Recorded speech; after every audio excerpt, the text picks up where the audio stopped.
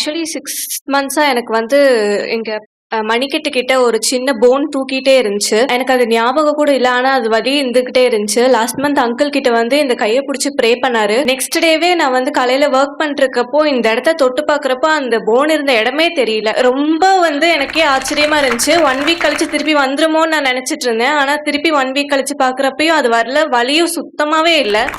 எல்லாமே சரியாயி நான் இப்ப பூர்ணமா குணமாயிருக்கேன். பெரிய பொண்ணுக்கு 2022ஆம் ஆண்டு திருமணமாகினது. திருமணமாகி 1 வருட காலமாக குழந்தை இல்லாம இருந்தது. ஒரு 1.5 வருஷமா அந்த ஜெபத்துக்கு நான் வந்துட்டு இருக்கிறேன். அப்போ கடந்த ஆண்டு டிசம்பர் மாதம் மீட்டிங் நடந்த நேரத்துல நான் அண்ணன்ட்ட ஜெபம் பண்ணா, பாப்பாவுக்கு இந்த மாதிரி குழந்தை இல்லை அப்படின்னு ரொம்ப மனவேதனையுடன் பாப்பா வந்திருந்தது.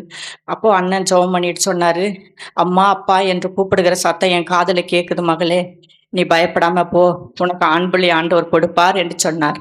அதே மாதிரி அந்த மாசம் நாங்க கூட்டி கொண்டு போய் பாப்பா அங்க ஊர்ல சென்னையில விட்டுட்டு வந்தோம். அடுத்த மாசமே கற்பம் தரித்து ஆண்டவர் அழகான ஆண் பிள்ளையை கொடுத்திருக்கிறார்.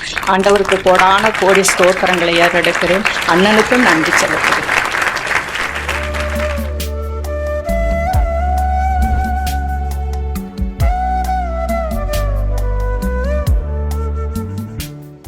கிறிஸ்துவுக்குள் மிகவும் பிரியமான எனதர்மை சகோதர சகோதரிகளே, நம்மை சிருஷ்டித்தவரும் நம்மை உண்டாக்கினவரும் நம்மை ஒருபோதும் மறந்து போகாதவருமாகிய இயேசு கிறிஸ்து இணையற்ற நாமத்தினாலே உங்கள் எல்லாரையும் வாழ்த்தி ஆசீர்வதிக்கிறேன். அல்லேலூயா.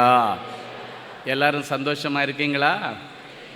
இந்த நாளிலும் ஆண்டவருடைய பாதப்படியிலே அமர்ந்து, ஆண்டவரே, என் பிள்ளைகளுக்கு என்ன மங்கள வார்த்தை சொல்லி பிள்ளைகளை ஆசீர்வதிக்க போகிறேன், இன்று முதல் என் பிள்ளைகளுடைய வாழ்க்கையில் என்ன காரியங்கள் நடக்கப் போகிறது என்கிற காரியங்களை குறித்து ஆண்டவரிடத்தில் ஜெபத்திலே தரித்திருந்த பொழுது ஆண்டவர் கொடுக்கிற வார்த்தை ஆதியாகமத்தின் புஸ்தகம் 46ஆம் அதிகாரம் 2, 3 ஆகிய வசனங்கள் இப்படியாய் சொல்லுகிறது. வாசிப்போமா? அன்று இரவிலே தேவன் இஸ்ரவேலுக்கு தரிசனமாகி யாக்கோபே யாக்கோபே என்று கூப்பிட்டார். அவன் இதோ அடியேன் என்றான். அப்பொழுது அவர், நான் உன் தேவன், நான் உன் தகப்பனுடைய தேவன், நீ எகிப்து தேசத்திற்கு போக பயப்பட வேண்டாம், அங்கே உன்னை பெரிய ஜாதியாக்குவேன். இரவோடு இரவாக அவனுடைய குழப்பத்தை நீக்கி சந்தோஷமான ஒரு நற்செய்தியை சொல்லி விடுகிற பொழுது அவனுடைய துக்கத்திற்கு ஒரு முடிவை கொண்டு வந்து பிரிந்து கிடந்த குடும்பம் ஒன்றாய் இணைந்தது. இன்றைக்கு இரவோடு இரவாக உன்னுடைய குடும்பம் பிரிந்து கிடந்தால் அந்த குடும்பத்தை கூட்டி சேர்க்கிற தேவ ஆவியானவர் புறப்பட்டு போய் விடுகிற பொழுதிலே பிரிந்து கிடக்கிற உன்னுடைய குடும்பத்திலே ஒரு ஐக்கியத்தை கர்த்தர் கொண்டு வருவார். ஒருவேளை ஒரே வீட்டில் நீங்கள் இருக்கலாம், கணவன் மனைவிக்குள்ளால இருதயம் வித்தியாசமான விதத்திலே, மனசு வேறுபட்ட நிலைமையில், எல்லாம் வீட்டில் இருந்தும் ஒன்றா இருந்தும் உங்களுக்குள்ளால ஒரு ஐக்கியம் இல்லை, கணவன் மனைவி என்கிற ஒரு உறவு இல்லை, கணவன் மனைவி என்கிற அந்த தாம்பத்திய உறவும் இல்லை, சந்தோஷமான வார்த்தையின் உறவும் இல்லை, ஏதோ இருக்கிறோம் அப்படின்ற நிலைமையில இருந்தா அந்த கட்டுகளை எல்லாம் இரவோடு இரவாக ஆண்டவர் உடைக்கிறேன் என்று சொல்லுகிறார். அல்லேலூயா. இன்றைக்கு பிறகு கணவன் மனைவி பிள்ளைகளுக்கு இடையே நல்ல ஒரு அன்பையும் ஐக்கியத்தையும் கொண்டு வர விரும்புகிறார். சரி, முதலாவது இரவோடு இரவாக ஆண்டவர் என்னென்ன காரியங்களை செய்ய போகிறார்? முதலாவது, இன்றைக்கு இரவிலே உங்கள் பிள்ளைங்க எந்த சிறையிருப்பில் இருந்தாலும் சரி, உங்கள் புருஷன்மார்கள் எந்த சிறையிருப்பில் இருந்தாலும் சரி, நீங்கள் எந்த சிறையிருப்பில் இருந்தாலும் இன்றைக்கு இரவோடு இரவாக உங்களுடைய சிறையிருப்பை மாற்றும்படி இன்றைக்கு ராத்திரியிலே கர்த்தர் ஒரு அற்புதத்தை செய்ய போகிறார். இரவோடு இரவாக சிறையிருப்பை திருப்புகிற தேவன். அப்போஸ்தலர் நடபடிகளின் புஸ்தகம் 12ஆம் அதிகாரம் 5, 6 ஆகிய வசனங்கள் இப்படியாய் சொல்லுகிறது. வாசிப்போம். அப்படியே பேதுரு சிறைச்சாலையில் காக்கப்பட்டிருக்கையில் சபையார் அவனுக்காக தேவனை நோக்கி ஊக்கத்தோடு ஜெபம் பண்ணினார்கள். ஏரோது அவனை வெளியே கொண்டு வரும்படி குறித்திருந்த நாளுக்கு முந்தின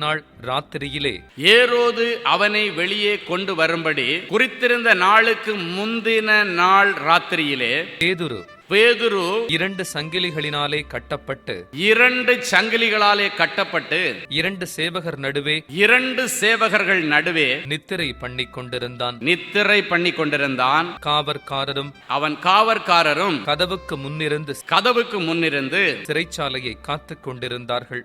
சிறைச்சாலையை காத்து கொண்டிருந்தார்கள். முந்தின நாள் ராத்திரியிலே பேதுரு 2 சங்கிலிகளாலே கட்டப்பட்டு 2 சேவகர்கள் நடுவே நித்திரை பண்ணி கொண்டிருக்கிறான். 2 சங்கிலிகளால் கட்டப்பட்டிருக்காங்களாம். அப்படின்னாச்சுன்னா அவனை படுக்க வச்சுட்டு அப்படியே படுக்கிறான். 2 கரங்களும் சங்கிலியில் கட்டப்பட்டிருக்கிறது. அவன் திரும்பி படுக்கணும்னா கூட படுக்க முடியாது. கட்டப்பட்ட நிலைமை. ஒன்று, அவனுடைய கைகளும் கால்களும் கட்டப்பட்டிருக்கிறது, அப்படியே படுத்து கொண்டிருக்கிறான். இரண்டாவதாக அவன் ஜெயிலுக்குள்ளால கிடக்கிறான். சிறையிருப்பு, கட்டப்பட்ட நிலைமை. இந்த ராத்திரி வேளையிலே எல்லா ஜனங்களும் சபையாரெல்லாம் ஊக்கமாக ஜெபம் பண்ணிட்டு இருக்கிறாங்க. எதுக்காக?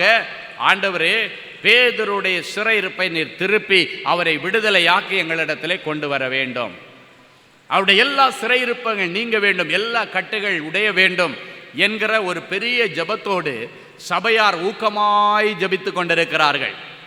ராத்திரியில ஜெபிச்சிட்டு இருக்கும் பொழுதே ஒரு தேவதூதன் வந்து அந்த ஜெயிலுக்குள்ளால பேதுரு இருக்கிற அந்த சிறை செல்லுக்குள்ளால வர்றான். ஒரு தேவதூதன் வந்து, அப்போஸ்தலர் நடபடிகள் 12:8 சொல்லுகிறது, தூதன் அவனை நோக்கி, உன் அறையை கட்டிக்கொண்டு உன் பாதரட்சிகளை தொடுத்துக்கொள் என்றான்.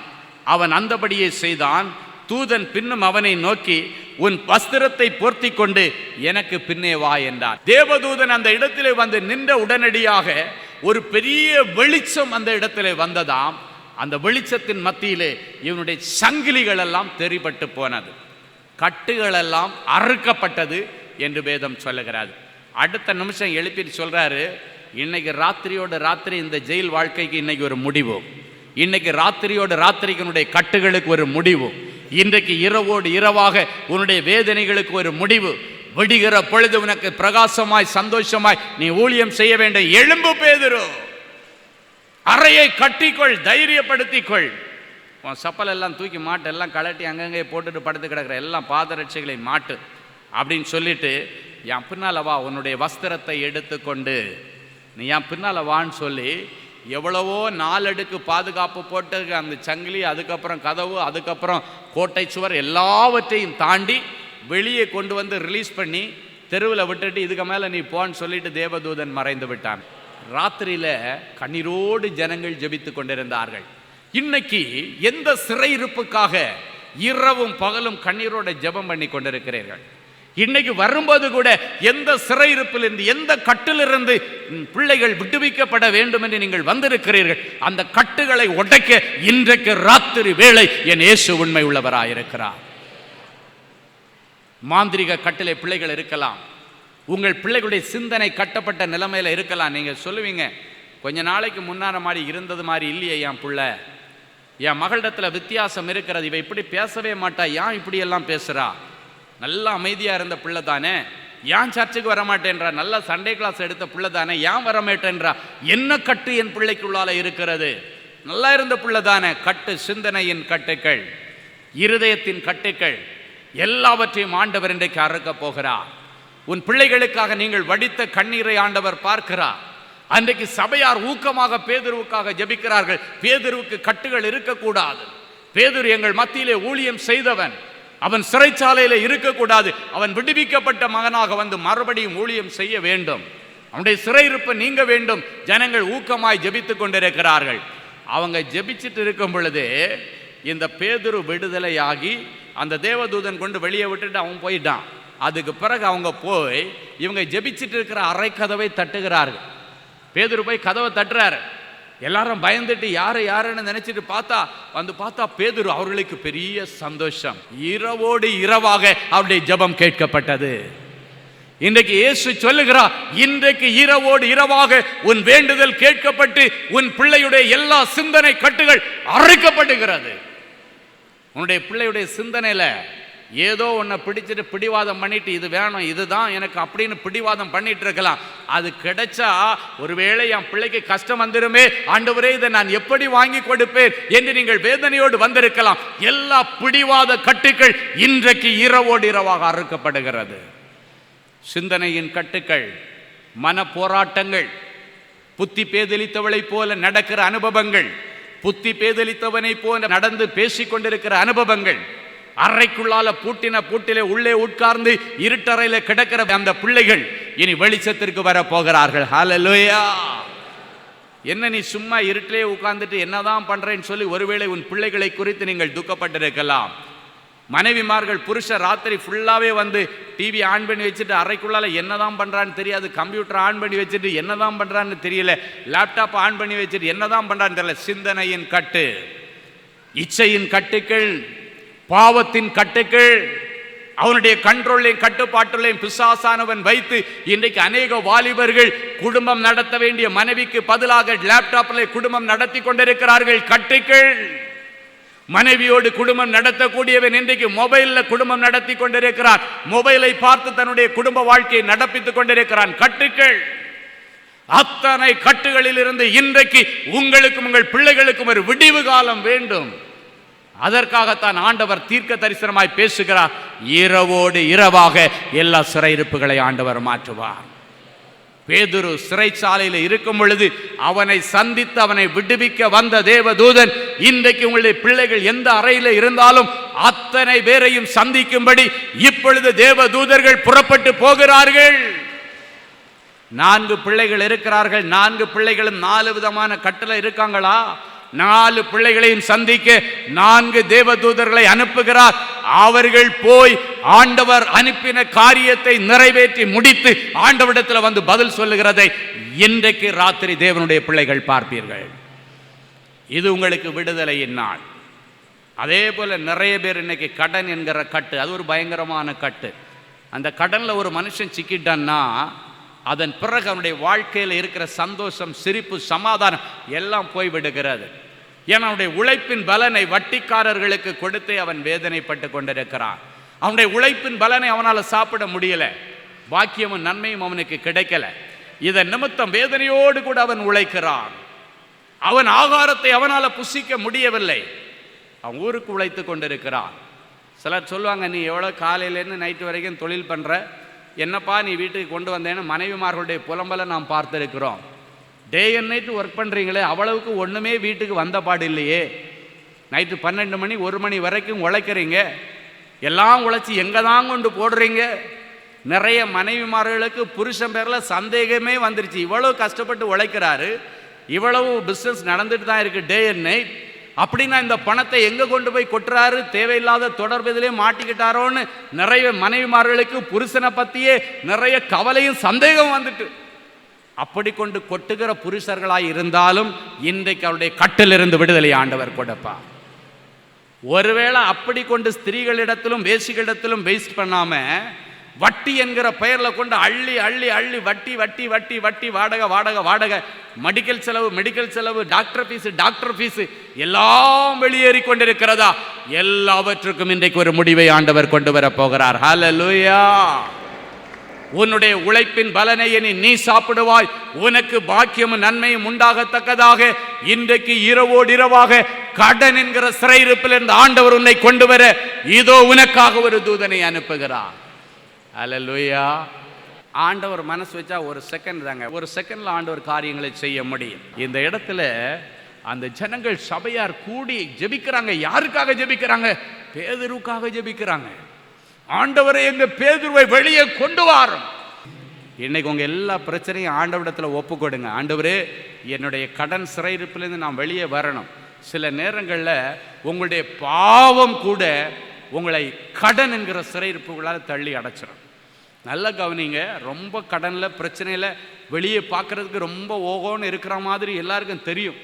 ஆனால் உள்ளுக்குள்ளால் அவங்களுக்குள்ளால போய் பார்த்தா தான் தெரியும் அவங்களுடைய வேதனை, அவங்களுடைய கடன் வெளியே காட்டிக்காதபடிக்கு அப்படியே சமாளிச்சுட்டு இருக்கிறாங்க. சில நேரங்களிலே உங்களுடைய கடனுக்கு பின்னணி உங்களுடைய தவறான பாதைகளும் பழக்க வழக்கங்களும் கூட இருக்கும். ஆண்டவர் ஒரு மனுஷனுக்கு ஆசீர்வாதத்தை கொடுப்பார், பணம் வரும். அவர் கொடுக்க நாம் பெற்றுக்கொள்கிறோம். அவர் தன்னுடைய கரத்தை திறக்க நாம் நன்மையினால் திருப்தி ஆகிறோம். அப்படின்னா நமக்கு வருகிற வருமானங்கள் பரிசுத்த கரமாகிய இயேசுடைய கரங்களிலிருந்து வருகிறது. அது எல்சி வழியாக வந்தாலும் சரி, பேங்க்லேருந்து கிரெடிட் ஆனாலும் சரி, உங்களுடைய பிஸ்னஸில் வந்து பணமாக இருந்தாலும் சரி, எதுவாக இருந்தாலும் சம்பளமாக இருந்தாலும் அவர் கொடுக்க நாம் பெற்றுக்கொள்கிறோம். அவர் கரத்தை திறக்க நாம் நன்மையினால் திருப்தி ஆகிறோம்.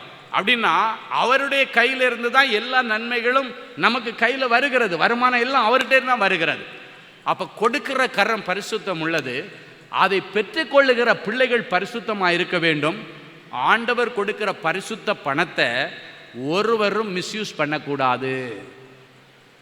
ஆண்டவர் எனக்கு இவ்வளோ பணம் கொடுத்தாருன்னு அந்த குஷியில் போயிட்டு தண்ணி அடிச்சுட்டு ஊரை சுற்றிட்டு நீங்கள் வந்தீங்கன்னா ஆண்டவர் கொடுத்த பணத்தை ஆண்டவரே பிடுங்கி போட்டுருவார். அதான் உண்மை. வாசலையெல்லாம் மூடி போட்டுருவார். நீங்கள் நினைக்கிறீங்க பிசாசு மட்டும்தான் வாசலை மூடுவான்னு நினைக்கிறீங்க. ஆண்டவரே சில நேரங்களிலே உங்கள் ஆசீர்வாத வாசலெல்லாம் மூடி போட்டுருவார். வேதத்தில் ஒரு வசனம் இருக்கிறது, நான் உங்களிடத்தில் அனுப்பினதான வெட்டுக்கிளிகளும் பச்சை கிளிகளும் முசுக்கட்டை பூச்சிகளும் பட்சித்த வருஷங்களின் விளைவை திரும்ப உனக்கு கொடுத்து. அப்படின்னா என்ன அர்த்தம் தெரியுமா? சில நேரங்களில் நீ தகாத வழியில் போனால் ஆண்டவரே நஷ்டத்தை அனுப்புவார். வெட்டுக்கிளியை அனுப்புவார், பச்சை கிளியை அனுப்புவார், முசுக்கட்டை பூச்சி அனுப்புவார். எதுக்கு தெரியுமா? அப்படியாவது நீ திருந்தி ஆண்டவர் கொடுக்கிற நல்ல பணத்தை நல்ல வழியில் செலவு பண்ணுன்னு. தகாத வழியிலே செலவு பண்ணுகிற பிள்ளைகளுக்கு கஷ்டங்களும் நஷ்டங்களும் அவமானங்களும் இழப்புகளும் அடிமேல் அடியும் வரும். காரணம் என்ன தெரியுமா? அப்படி அடி வந்தாதான் நீங்க ஆண்டவரை தேடி வருவீர்கள். இதுக்கு காரணம் என்ன ஆண்டவரே என்று புலம்பி அழுவீர்கள். அப்பதான் நீங்க மறுபடியும் ஜெபிக்க ஆரம்பிப்பீர்கள். நீங்கள் மனம் திரும்பி ஆண்டவருடைய பிள்ளைகளா எப்பவுமே இருக்கணும்ன்றது ஆண்டவருடைய ஆசை. அப்ப ஆண்டவரே சில நேரங்களில் வாசல் எல்லாம் மூடிடுவார். மூடிச்சுன்னா நமக்கு நஷ்டங்கள் வரும். எப்போ மூடுவார்? ஆண்டவர் கொடுத்த பணத்தை நீங்க மிஸ்யூஸ் பண்ணினா. மிஸ்யூஸ்னா தெரியும், தகாத வழிகளுக்கு பாவமான காரியங்களுக்கு நீங்க செலவு பண்ணா ஆண்டவர் கொடுக்கறத நிறுத்திடுவார். உதாரணத்துக்கு பைபிளில் பார்த்தீங்கன்னா, சவுல் என்கிற ஒரு சாதாரண மனுஷன் இருந்தான். அவன் காணாமல் போன கழுதைகளை கண்டுபிடிக்கிறதுக்காக வேண்டி அவங்க அப்பா ஒரு வேலைக்காரன் கூட போட்டு அவனை அனுப்பி விட்டார். அவன் வந்து போய் போய் தேடி தேடி தேடி எங்கேயும் கிடைக்காம கடைசியாக அடுத்த பட்டணத்துக்குள்ளே போய்ட்டான். அடுத்த சூப் என்கிற அடுத்த தேசத்துக்குள்ளே போயிட்டான். தேடிட்டே போகிறான். எப்படியாவது கழுதையை கண்டுபிடிச்சிட்டு தான் வரணும். கடைசியாக எங்கேயும் கிடைக்கல. அடுத்த கண்ட்ரி சூப் என்கிற பார்டரை தாண்டி அடுத்த கண்ட்ரிக்குள்ளே போயிட்டான். அப்போ வேலைக்காரன்ட்ட சொல்கிறான், ஐயோ இதுக்கு மேலே நம்ம ஒரு நாள் டிலே பண்ணக்கூடாது. இந்த கழுதைகள் நிமித்தம் உள்ள கவலை நீங்கி பிள்ளையை காணோன்னு எங்கள் அப்பா ஏங்கிடுவார். அதனால் உடனடியாக நம்ம போயிடுவோம். அப்போ அந்த வேலைக்காரன் சொல்கிறான், தம்பி இந்த பட்டணத்தில் ஒரு ஸ்பெஷல் இருக்குது. என்னென்னா, இந்த பட்டணத்தில் ஒரு தேவ மனுஷன் இருக்கிறான். அவர் வரங்களில் பெரியவர். அவர் சொல்லுகிறது தப்பாமல் நடக்கும். இவ்வளோ தூரம் வந்துட்டோமப்பா, எதுக்கு அந்த பெரியவரை போய் பார்த்துட்டு போயிடலாம், அந்த தீர்க்கதரிசியை போய் பார்த்துட்டு போயிடுவோம். இன்னொரு முறை உனக்கு இப்படி ஒரு வாய்ப்பு கிடைக்குமான்னு தெரியாது, நேர போய் அந்த தீர்க்கதரிசியை பார்த்துருவோம் அப்படின்னு சொல்லவும் சரின்னு சொல்லிட்டு சவுலும் வேலைக்காரனமாக சேர்ந்து அந்த தீர்க்கதரிசியை பார்க்க போனாங்க. அங்கே ஆண்டவருடைய திட்டம் என்ன தெரியுமா? கழுதையை தேடி வந்த சவுலுக்கு ராஜமேன்மை காத்திருந்தது. அன்றைக்கு இரவோடு இரவாக கர்த்தர் அவனை ராஜாவாக அபிஷேகம் பண்ணி திரும்பி போகும் பொழுது இஸ்ரவேலுக்கு ராஜாவாக போனான். அதுக்கு முன்னாடி ஒரு சாதாரண பிரஜையாக போனவன். ஆண்டவர் அவனை ராஜாவாக அபிஷேகம் பண்ணி ராஜ வாழ்க்கையை கொடுத்துட்டார். அவன் கொடுத்த ராஜ வாழ்க்கையை நல்லபடியாக நடத்தணும். ஆண்டவர் அவனுக்கு கொடுத்த ராஜ மேன்மையை மிஸ்யூஸ் பண்ணுறான். அது வரைக்கும் நல்லா தான் இருந்தான். தீர்க்க தரிசனம் சொன்னால் நல்ல ஆண்டவருடைய ஆதரவு இருந்துச்சு. அவன் நினைச்சு பார்க்காத ஒரு வாழ்க்கை. கழுதையை தேடி போற இடத்துல ராஜ பதவி எங்க இருந்து கொடுப்பாங்க? யாருங்க கொடுப்பாங்க? என் ஆண்டவர் ஒருவர் தான் கொடுக்க முடியும். அவர் கொடுத்தாரு. சரி, கஷ்டப்படுறான், கழுதையை தேடி வந்துட்டான். அந்த கழுதையும் கண்டுபிடிச்சு கொடுத்து எங்க இருக்குன்னு சொல்லி அவன் கேட்காத ஒரு விசேஷித்த ராஜ மேன்மையும் கொடுத்து ராஜ பதவியை கொடுத்து வர்ற வழியில் இந்த சாமுவேல் தீர்க்கதரிசி அவனை ராஜாவாக அபிஷேகம் பண்ணி அனுப்பி வச்சு ராஜ முகத்தை சூட்டி அனுப்பினார். அவன் போய் ராஜ பதவியை மிஸ்யூஸ் பண்ணாமல் நல்லா இருந்திருந்தா இன்னும் எத்தனையோ வருஷம் நல்லா இருந்திருக்கலாம். இவன் அஞ்சனம் பார்க்கிற ஸ்திரீகளை தேடி போனானா. வாழ்க்கையில் சில குழப்பங்கள் வரும் பொழுது இவனை ராஜாவாக்கின ஆண்டவரிடத்தில் ஆலோசனை கேட்பதற்கு பதிலாக, ஆண்டவரே இப்படி ஒரு பிரச்சனை இருக்குது, என்ன வழி பண்ணுறது, இதை என்ன பண்ணலாம், ஆலோசனை கர்த்தரிடத்தில் கேட்கறதுக்கு பதிலாக குறி சொல்ற ஸ்திரீகளை, அஞ்சனம் பார்க்கிற ஸ்திரீகளை தேடி போனானா. என்ன நடந்துச்சு தெரியுமா? ஆண்டவருடைய இருதயம் துக்கப்பட்டது. சாமுவேல் தீர்க்கதரிசியை கூப்பிட்டு சொல்றார், யாம் தான் இவனை ராஜா வாக்கினேனோ என்று என் இருதயம் விசனப்படுகிறது. யாம் தான் இவளுக்கு ராஜ மேன்மையை இவனுக்கு கொடுத்ததுக்காக நானே வெட்கப்படுறேன் சாமுவேல் அப்படின்னு தீர்க்கதரிசிட்ட சொல்றாரு. ஏன் தான் இவனை ராஜா வாக்கினேனோ என்று என் இருதயம் விசனப்படுகிறது. அடுத்த நிமிஷத்தில் ஆண்டவர் என்ன பண்ணாரு?